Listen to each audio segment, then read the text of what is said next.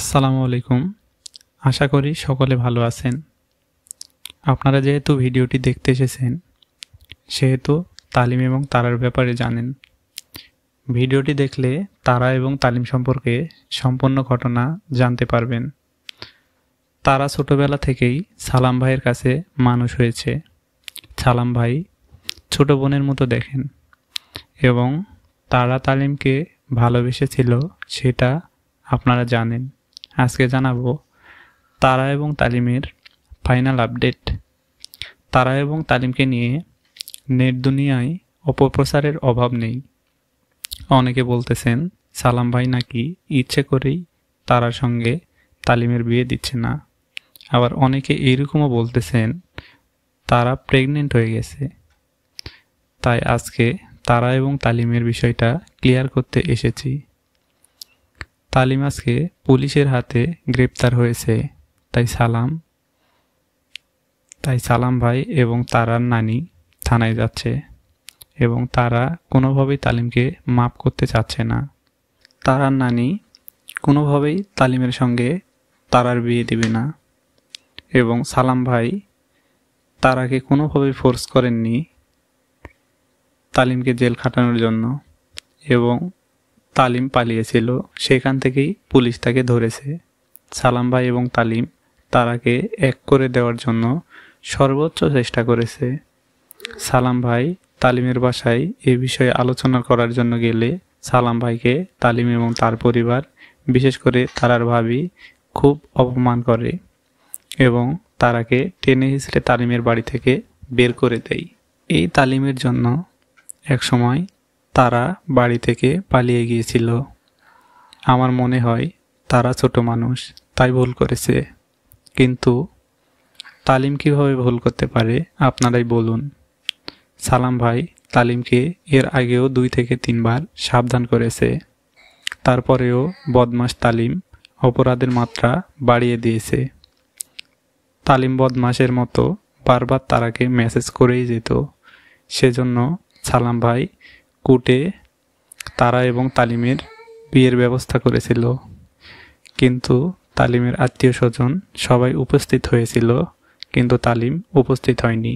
এদিকে সালাম ভাই থানায় অভিযোগ করে এসেছিল এবং পুলিশ তার তদন্ত চালিয়ে যাচ্ছিল এবং ফাইনালি তালিম তার মামাবাড়ি থেকে গ্রেপ্তার হয়।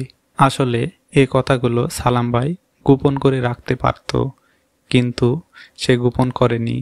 কারণ আপনারা সালাম ভাইয়ের ভিডিওতে তারাকে না দেখতে পেলেই আজে বাজে কমেন্ট করা শুরু করেন।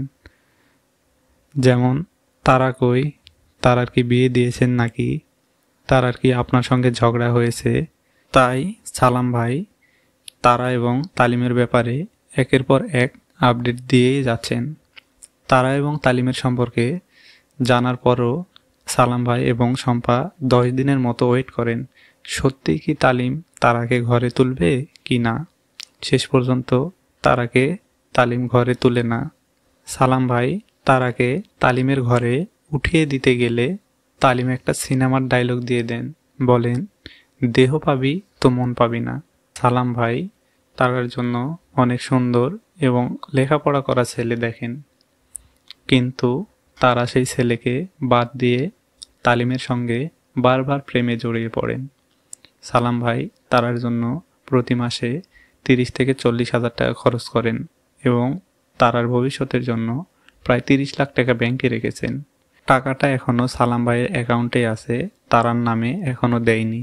কারণ তারার নামে টাকাগুলো দিলে তালিম সব টাকা নিয়ে যাবে। এ পর্যন্ত তারার কাছ থেকে প্রায় 50,000 টাকা তালিম নিয়েছে এবং সালাম ভাই সব কিছু ফাঁস করে দেওয়ার পরেও প্রতিদিন তারাকে বিয়ে করার জন্য 2 থেকে 3টা সম্বন্ধ আসতেছে এবং সালাম ভাই বিষয়টিকে গোপন করছেন না, কারণ একদিন এ বিষয়টি তারার স্বামী জানতে পারবেই। তখন যদি কোনো ঝামেলা হয়, সেজন্য সালাম ভাই তারার ব্যাপারে সব কিছু সোশ্যাল মিডিয়ায় শেয়ার করতেছেন। তারা যতদিন সালাম ভাইয়ের কাছে এবং শম্পার কাছে ছিল, ততদিন তারা কিন্তু কোনো ধরনের প্রেম ভালোবাসা করতেই পারেনি।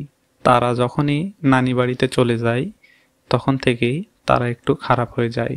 আমার মনে হয় সালাম ভাই এইবারও তালিমকে মাফ করে দিলে পরবর্তীতে আবারও নানা অপরাধে জড়িয়ে পড়তে পারত। তাই আমার মনে হয় সালাম ভাই তালিমকে পুলিশের হাতে তুলে দিয়ে ঠিক কাজটাই করেছে।